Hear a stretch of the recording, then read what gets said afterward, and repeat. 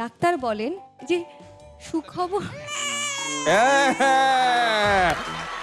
আজকে আবার আছে শেষ পর্ব। আজকেই কমপ্লিট হয়ে যাবে।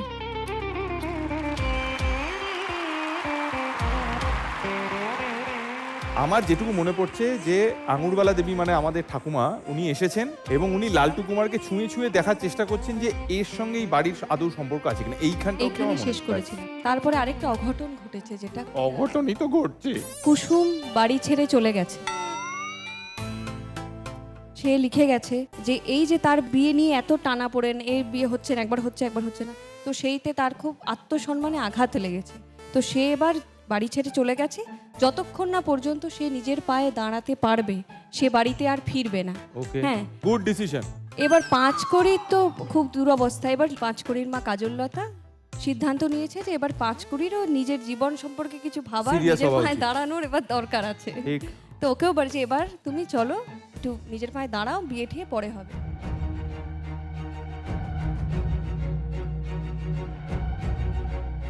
বাড়ি থেকে পাঁচকড়ি চলে গেল। এবার হচ্ছে লালটু কুমার এবার চুপি চুপি আঙুরবালা দেবীর কাছে গেছে।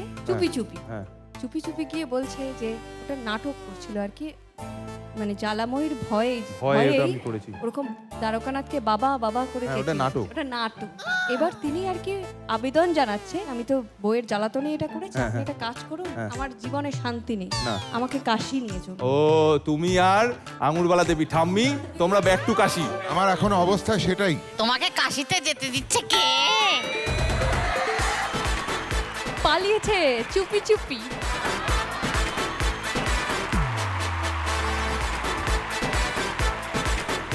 এবার জ্বালাময়ী দেবী তো খুঁজে পাচ্ছে না। এবার যে দেখছেন যে আমাদের ডিটেকটিভ জ্বালাময়ী দেবী এবার চলে গেছে গগনলালের দিকে। চলুন আমরা দুজনে এবার তদন্ত করতে যাই, লালটুকে খুঁজে আনি। জ্বালাময়ী দেবী এবং গগনলাল একসঙ্গে খুঁজছে লালটু কুমারকে।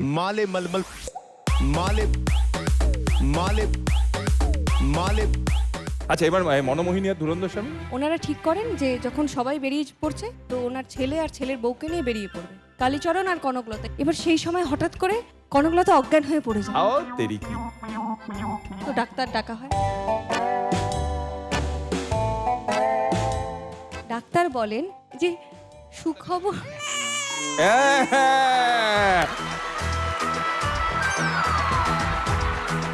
কালীচরণ আলটিমেটলি কিছু করেছে।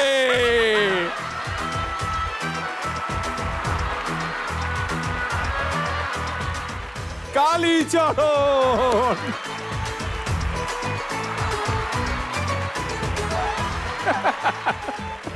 এবার এই এত খুশির খবর বাড়িতে। এবার তুমি আর আমি একা বেঁচে রয়েছি। এবার আর বাবা আছেন নাকি? বাবা আবার না, বাবা কি করেছেন, বাবা কুসুমের দুঃখে উনিও ত্রিপুরা রওনা দিয়েছে।